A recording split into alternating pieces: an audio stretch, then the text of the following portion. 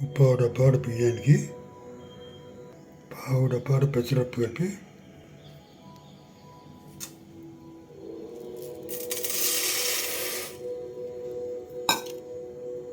కడగాలి బాగా.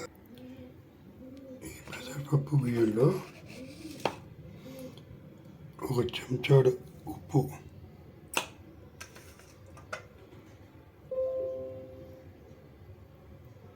అల్లం ముక్కలు, 3 కొలతల నీళ్లు పోయాలి.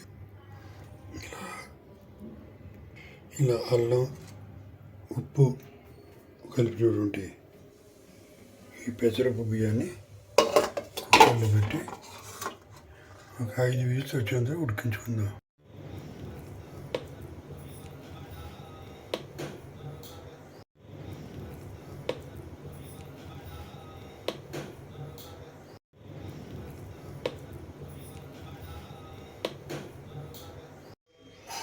పువ్వు పెట్టి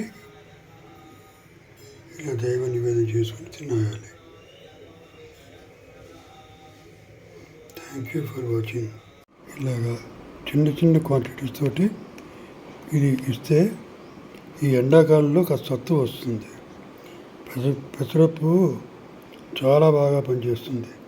జీలకర్ర, అందులో అల్లం కూడా ఉంది, కరివేపాకు సరే కాబట్టి ఇది ప్రయత్నించి చూడండి.